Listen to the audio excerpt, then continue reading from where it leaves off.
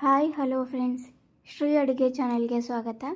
ಇವತ್ತು ಹೊಸದಾಗಿ ಡಿಫ್ರೆಂಟಾಗಿ ಚಿಕನ್ ಫ್ರೈ ಮಾಡೋದು ಹೆಂಗೆ ಅಂತ ಹೇಳ್ಕೊಡ್ತಾ ಇದ್ದೀನಿ.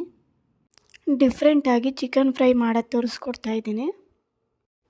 ಬ್ಯಾಚುಲರ್ಸ್ ಆಗಿರ್ಬೋದು, ಇಲ್ಲ ಹೊಸದಾಗಿ ಟ್ರೈ ಮಾಡಬೇಕು ಅಂತ ಅಂದ್ಕೊಂಡಿರೋರು ಸಹ ಈಸಿಯಾಗಿ ಮಾಡ್ಕೋಬೋದು. ತುಂಬಾ ಡಿಫ್ರೆಂಟಾಗಿ ಸಖತ್ತಾಗಿರುತ್ತೆ.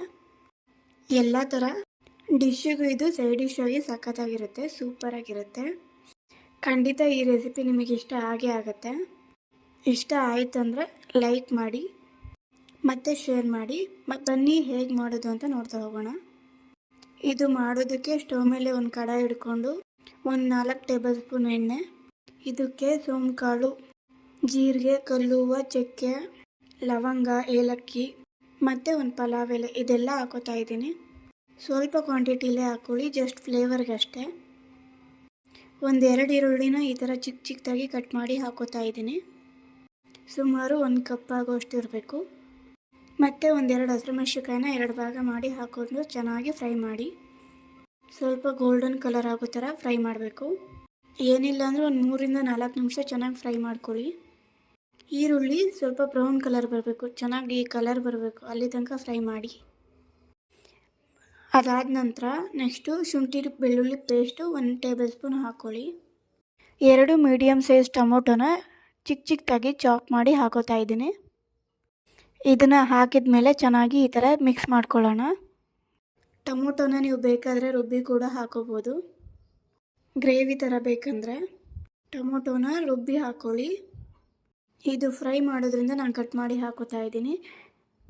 ಹಾಗೆ 1-2 ಕಡ್ಡಿ ಕರಿಬೇವಿನ ಸೊಪ್ಪು ಹಾಕೋತಿದ್ದೀನಿ. ಹಾಕ್ಕೊಂಡು ಚೆನ್ನಾಗಿ ಮಿಕ್ಸ್ ಮಾಡ್ಕೊಳ್ಳೋಣ. ಟೊಮೊಟೊ ಹಾಕಿದ ನಂತರ 1 ನಿಮಿಷದವರೆಗೂ ಫ್ರೈ ಮಾಡಿದ್ಮೇಲೆ 1/4 ಟೀ ಸ್ಪೂನ್ ಅರಿಶಿನ ಹಾಕಿ ಮತ್ತು ಒಂದು ಅರ್ಧ ಟೀ ಸ್ಪೂನ್ ಆಗೋಷ್ಟು ಅಚ್ಚ ಖಾರದ ಪುಡಿ ಹಾಕ್ಕೊಳ್ಳಿ. ನೀವು ನಿಮಗೆ ಖಾರಕ್ಕೆ ಎಷ್ಟು ಬೇಕೋ ಅಷ್ಟು ನೋಡಿ ಹಾಕ್ಕೊಳ್ಳಿ. ಇದಕ್ಕೆ ನಾನಿವತ್ತು ಧನಿಯಾ ಪೌಡ್ರ್ ಯೂಸ್ ಮಾಡ್ತಾಯಿಲ್ಲ. ತರಕಾರಿ ಸಾಂಬಾರಿಗೆ ಹಾಕುವಂಥ ಸಾಂಬಾರು ಪೌಡರ್ ಹಾಕಿ ಮಾಡ್ತಾಯಿದ್ದೀನಿ. ಇದಕ್ಕೆ ಡಿಫ್ರೆಂಟ್ ಫ್ಲೇವರು. ಅದಾದ ನಂತರ ಒಂದು ಅರ್ಧ ಟೀ ಸ್ಪೂನು ಗರಂ ಮಸಾಲ ಮತ್ತು ಇವಾಗ ಈ ಮಸಾಲೆ ಎಲ್ಲ ಫ್ರೈ ಆಗೋದಕ್ಕೆ 1/4 ಕಪ್ ನೀರು ಹಾಕಿ ಚೆನ್ನಾಗಿ ಫ್ರೈ ಮಾಡಿ, ಕುದಿಸಿ ಚೆನ್ನಾಗಿ. ಆ ಸ್ಪೈಸಸ್ ಎಲ್ಲ ಚೆನ್ನಾಗಿ ಮಿಕ್ಸ್ ಆಗಿ ಎಣ್ಣೆ ಬಿಡಬೇಕು, ಆ ಥರ ಫ್ರೈ ಮಾಡ್ಕೊಳ್ಳಿ. 1 ನಿಮಿಷವರೆಗೂ ಈ ಥರ ಫ್ರೈ ಮಾಡಿದ್ಮೇಲೆ ಎಣ್ಣೆ ಎಲ್ಲ ಬಿಟ್ಟು ಹಸಿ ಸ್ಮೆಲ್ ಹೋಗಿದೆ. ಇವಾಗ ನಾವು ಚಿಕನ್ ಹಾಕ್ಕೊಳ್ಳೋಣ. ಒಂದು ಅರ್ಧ kg ಚಿಕನ್ನ ಚೆನ್ನಾಗಿ ತೊಳೆದಿಟ್ಕೊಂಡಿದ್ದೀನಿ, ಅದನ್ನು ಹಾಕ್ತಾಯಿದ್ದೀನಿ. ಚಿಕನ್ ಸೈಜು ಈ ಡಿಶ್ಶಿಗೆ ಮೀಡಿಯಮ್ ಆಗಿದ್ದರೆ ಚೆನ್ನಾಗಿರುತ್ತೆ. ಇವಾಗ ಇದನ್ನು ಚೆನ್ನಾಗಿ ಮಿಕ್ಸ್ ಮಾಡ್ಕೊಳ್ಳೋಣ. ನೋಡಿ, ಇದಕ್ಕೆ ಧನಿಯಾ ಪುಡಿ ಹಾಕಿಲ್ಲ. ಮನೇಲಿ ಬೇಳೆ ಸಾಂಬಾರಿಗೆ ಮತ್ತು ತರಕಾರಿ ಸಾಂಬಾರಿಗೆ, ಹುರುಳಿ ಸಾರಿಗೆಲ್ಲ ಯೂಸ್ ಮಾಡ್ತಿರಲ್ಲ ನಾರ್ಮಲಾಗಿ, ನಾರ್ಮಲ್ ಸಾಂಬಾರು ಪುಡಿ ಮನೇಲಿ ರೆಗ್ಯುಲರಾಗಿ ಯಾವುದು ಯೂಸ್ ಮಾಡ್ತೀರೋ ಅದನ್ನು ಬೇಕಾದರೂ ಹಾಕೋಬೋದು. ಹಾಗೆಯೇ ರುಚಿಗೆ ತಕ್ಕಷ್ಟು ಉಪ್ಪು ಹಾಕ್ಕೊಳ್ಳಿ. ನಿಮ್ಮ ಮನೇಲಿ ಸಾಂಬಾರು ಪುಡಿ ಇಲ್ಲ ಅಂದರೆ ಅಂಗಡಿದು ಬೇಕಾದರೂ ಯೂಸ್ ಮಾಡ್ಬೋದು. ಆದರೆ ಅಂಗಡಿದಕ್ಕಿಂತ ಮನೇಲಿ ಮಾಡಿರೋ ಸಾಂಬಾರು ಪುಡಿ ಹಾಕೋದ್ರೇ ಟೇಸ್ಟು ಚೆನ್ನಾಗಿರುತ್ತೆ ಅಂತ ನನ್ನ ಅಭಿಪ್ರಾಯ. ಇವಾಗ ಇದನ್ನೆಲ್ಲ ಚೆನ್ನಾಗಿ ಮಿಕ್ಸ್ ಮಾಡಿದ್ದೀನಿ. 1-2 ನಿಮಿಷ ಆದರೂ ಫ್ರೈ ಮಾಡಬೇಕು, ಚೆನ್ನಾಗಿ ಮಿಕ್ಸ್ ಆಗಬೇಕು. ಉಪ್ಪು ಖಾರ ಎಲ್ಲನೂ ಚಿಕನ್ನಿಗೆ ಚೆನ್ನಾಗಿ ಹತ್ತಬೇಕು. ನೆಕ್ಸ್ಟು ಚೆನ್ನಾಗಿ ಫ್ರೈ ಆಯಿತು, ಎಲ್ಲ ಆಯ್ತು ಅಂದಮೇಲೆ 1 ಕಪ್ ಆಗೋಷ್ಟು ನೀರು ಹಾಕ್ಕೊಳ್ಳಿ. ಇದನ್ನು ನಾವು ಚಿಕನ್ ಕರಿಯಾಗಿ ಕೂಡ ಕನ್ವರ್ಟ್ ಮಾಡ್ಬೋದು. ಅದು ಯಾವ ರೀತಿ ಅಂತ ನಾನು ಹೇಳ್ತಾ ಹೋಗ್ತೀನಿ. 20 ಮಿನಿಟ್ಸು ಮೀಡಿಯಮ್ ಫ್ಲೇಮಲ್ಲಿ ಇದನ್ನು ಚೆನ್ನಾಗಿ ಕುದಿಸ್ಕೋಬೇಕು. ಮಿಡಲಲ್ಲಿ ಅವಾಗವಾಗ ಸೌಟಿಂದ ತಿರುಗಿಸ್ತಾ ಇರಿ. ತಳ ಹಿಡಿಯೋ ಥರ ಮಾಡ್ಕೋಬೇಡಿ. ನಿಮಗೆ ಗ್ರೇವಿ ಯಾವ ಕನ್ಸಿಸ್ಟೆನ್ಸಿ ತನಕ ಬೇಕಾಗುತ್ತೋ ನೀವು ನೋಡಿಕೊಂಡು ಅಲ್ಲಿ ತನಕ ಫ್ರೈ ಮಾಡ್ಕೊಳ್ಳಿ, ಚೆನ್ನಾಗಿ ಕುದಿಸ್ಕೊಳ್ಳಿ. ಇವಾಗ ಒಂದು 15 ಮಿನಿಟ್ಸ್ ಆಗಿದೆ. ಬೇಕಾಗಿರೋ ಗ್ರೇವಿ ಸ್ವಲ್ಪ ಗಟ್ಟಿಯಾಗಿದೆ, ಹಾಗೆ ಚಿಕನ್ ಕೂಡ ಫ್ರೈ ಆಗಿದೆ, ಬೆಂದಿದೆ ಕೂಡ.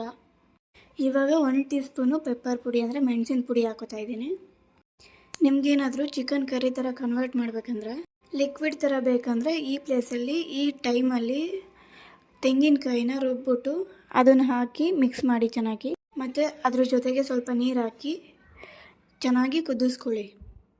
ನಾನು ಫ್ರೈ ಮಾಡಿರೋದ್ರಿಂದ 1-2-3 ನಿಮಿಷ ಹಾಗೆ ಬಿಟ್ಟು ಬೇಯಿಸ್ತೀನಿ. ಇವಾಗ ನೋಡಿ, ಕಂಪ್ಲೀಟಾಗಿ ಈ ರೆಸಿಪಿ ನಮಗೆ ರೆಡಿಯಾಗಿದೆ.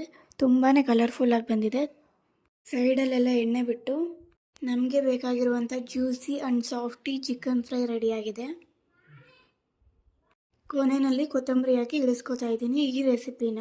ನೀವು ಚಪಾತಿಗಾಗಿರ್ಬೋದು, ಡ್ರೈ ರೋಟಿಗಾಗಿರ್ಬೋದು, ದೋಸೆಗಾಗಿರ್ಬೋದು ಅಥವಾ ಇಡ್ಲಿಗೆ ಕೂಡ ಚೆನ್ನಾಗಿರುತ್ತೆ. ಮುದ್ದೆಗೆ, ವೆರೈಟಿ ಆಫ್ ರೈಸ್ಗೆ ಎಲ್ಲದಕ್ಕೂ ಒಳ್ಳೆ ಕಾಂಬಿನೇಷನು. ಉಪ್ಪು ಖಾರ ಅನ್ನೋದು ಎಷ್ಟು ಬೇಕೋ ನೋಡಿ ಹಾಕ್ಕೊಳ್ಳಿ, ನಿಮ್ಮ ಟೇಸ್ಟ್ ಪ್ರಕಾರ. ನಿಮಗೆ ಸ್ವಲ್ಪ ಖಾರ ಜಾಸ್ತಿ ಇರಬೇಕಂದ್ರೆ ಜಾಸ್ತಿ ಹಾಕ್ಕೊಳ್ಳಿ, ಮೀಡಿಯಮ್ ಇರೋದಾದರೆ ಇಷ್ಟೇ, ಈಗ ನಾನು ಎಷ್ಟು ತೋರಿಸಿದ್ದೀನಿ ಅಷ್ಟು ಹಾಕ್ಕೊಳ್ಳಿ, ಸರಿ ಹೋಗುತ್ತೆ. ಹೊಸ್ದಾಗಿ ಮಾಡೋರಿಗೆ, ಬ್ಯಾಚುಲರ್ಸಿಗೆ ಈಸಿ ಆಗೋ ಥರ ಮಸಾಲೆ ರುಬ್ದಂಗೆ ತೋರಿಸ್ಕೊಟ್ಟಿದ್ದೀನಿ. ಖಂಡಿತ ನಮಗೆಲ್ಲ ಈ ರೆಸಿಪಿ ಇಷ್ಟ ಆಗುತ್ತೆ ಅಂದ್ಕೊಂಡಿದ್ದೀನಿ. ಇಷ್ಟ ಆಯ್ತಂದರೆ ಟ್ರೈ ಮಾಡಿ, ಕಮೆಂಟ್ ಮಾಡಿ ಟೇಸ್ಟ್ ಯಾವ ರೀತಿ ಇತ್ತು ಅಂತ. ನಿಮ್ಮ ಫ್ರೆಂಡ್ಸು ಫ್ಯಾಮಿಲಿಗೆ ಶೇರ್ ಮಾಡಿ. Thank you so much.